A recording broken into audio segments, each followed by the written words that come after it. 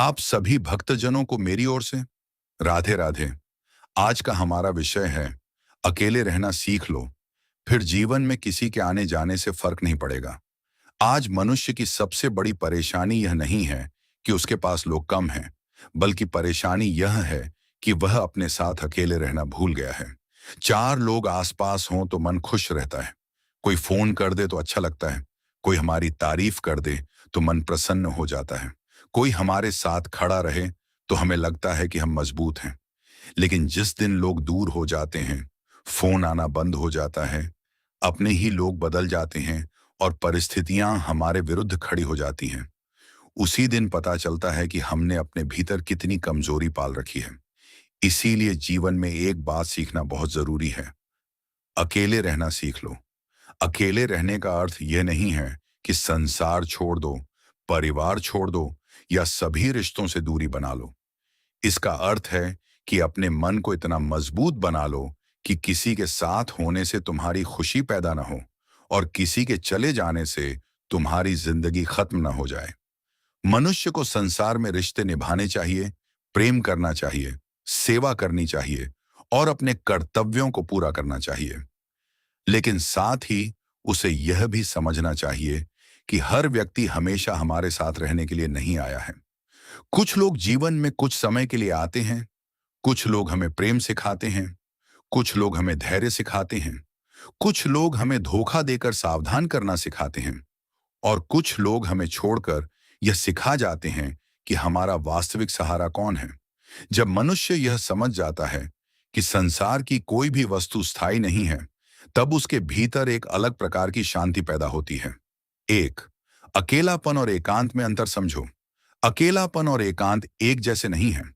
अकेलापन वह अवस्था है जिसमें व्यक्ति लोगों के बीच रहकर भी भीतर से खाली महसूस करता है। एकांत वह अवस्था है जिसमें व्यक्ति अकेला होकर भी भीतर से पूर्ण रहता है। अकेलेपन में मन शिकायत करता है, कोई मेरे साथ नहीं है। एकांत में मन कहता है, मैं अपने भीतर देख सकता हूं। अकेलेपन में व्यक्ति बार बार फोन देखता है कि किसका संदेश आया।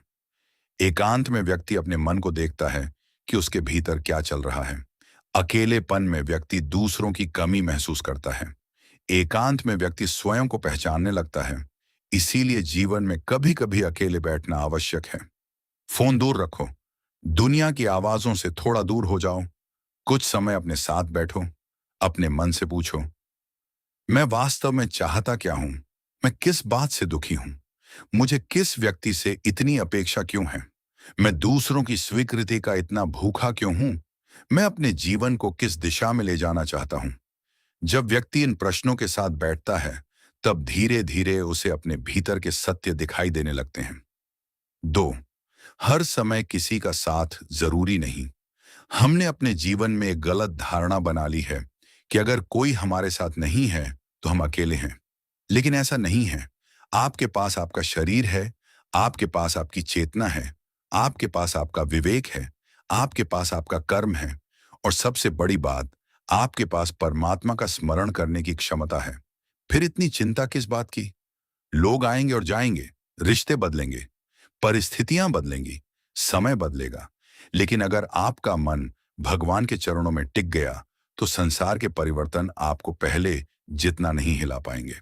जीवन में यह समझना बहुत जरूरी है कि मनुष्य का सबसे बड़ा सहारा बाहरी व्यक्ति नहीं, बल्कि भीतर की स्थिरता है। तीन, दूसरों पर जरूरत से ज्यादा निर्भर मत बनो। किसी से प्रेम करना गलत नहीं है, किसी पर विश्वास करना भी गलत नहीं है, लेकिन किसी व्यक्ति को अपने जीवन की पूरी खुशी की जिम्मेदारी दे देना बहुत बड़ी भूल है। अगर आपकी खुशी किसी दूसरे व्यक्ति के व्यवहार पर निर्भर है, तो आपकी खुशी आपके हाथ में नहीं है।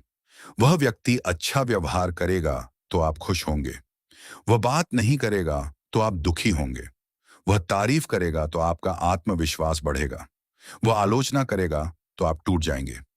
क्या यह स्वतंत्र जीवन है? नहीं, यह मन की निर्भरता है। इसलिए प्रेम करो, लेकिन अपनी आत्मा को किसी व्यक्ति के हाथ में मत सौंपो।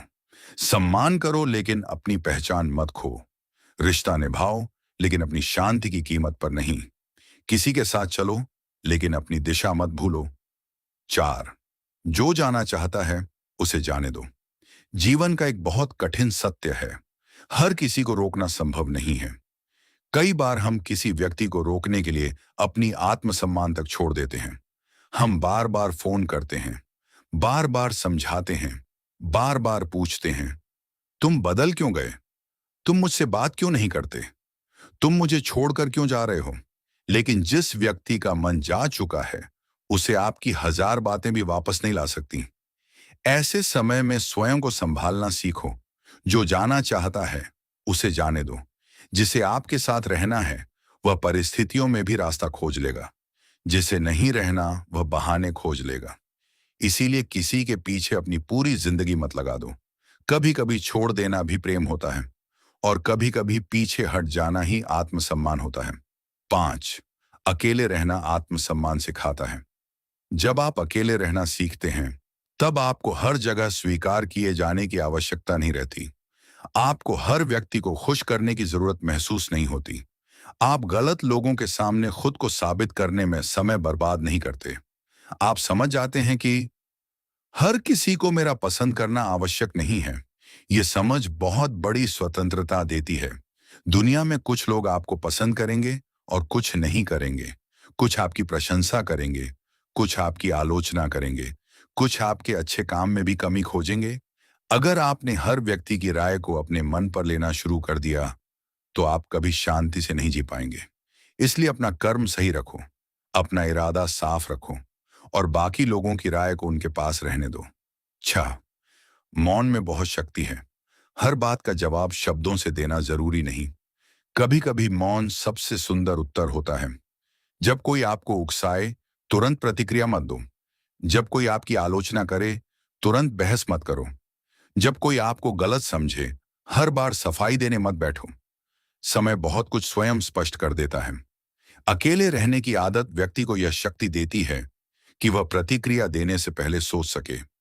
वह समझता है, क्या यह बात वास्तव में जवाब देने लायक है?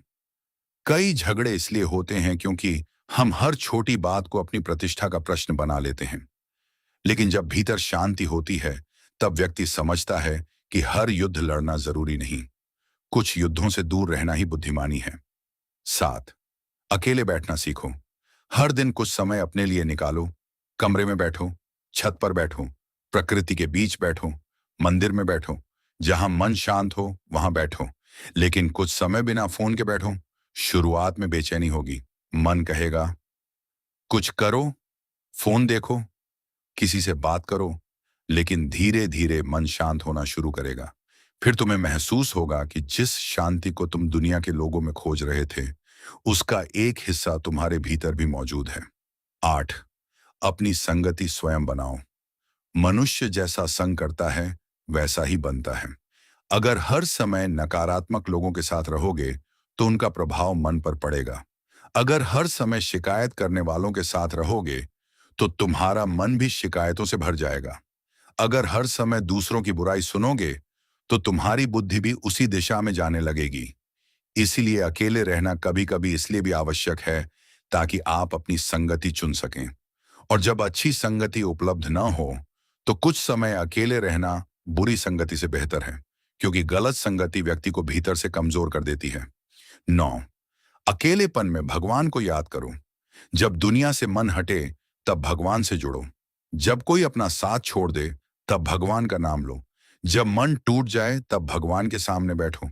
लेकिन भगवान को केवल दुख के समय याद करना ही उद्देश्य नहीं होना चाहिए। सुख में भी स्मरण करो, दुख में भी स्मरण करो, सफलता में भी स्मरण करो, असफलता में भी स्मरण करो। क्योंकि जब मनुष्य परमात्मा के स्मरण को अपने जीवन का हिस्सा बना लेता है, तब उसे धीरे धीरे बाहरी सहारों की जरूरत कम महसूस होती है। 10. हर रिश्ता स्थायी नहीं होता। यह संसार परिवर्तनशील है। जो आज आपके बहुत करीब है, जरूरी नहीं कि वह जीवन भर आपके साथ रहे। जो आज आपसे दूर है, जरूरी नहीं कि वह हमेशा दूर रहे। समय परिस्थितियां बदल देता है। इसीलिए रिश्तों को पकड़कर बैठने की बजाय उन्हें प्रेम से निभाना सीखो। जब तक कोई आपके जीवन में है, उसका सम्मान करो, उसके साथ अच्छा व्यवहार करो, उसकी सहायता करो। लेकिन यह मत मानो कि वह हमेशा रहेगा। जब व्यक्ति इस सत्य को स्वीकार करता है, तब बिछड़ने का दर्द धीरे धीरे सहने योग्य हो जाता है। 11, अकेले रहना भागना नहीं है। कुछ लोग अकेले रहने को जिम्मेदारियों से भागना समझते हैं। ये सही नहीं है। सच्चा एकांत जिम्मेदारियों से भागना नहीं, बल्कि अपने मन को मजबूत बनाना है।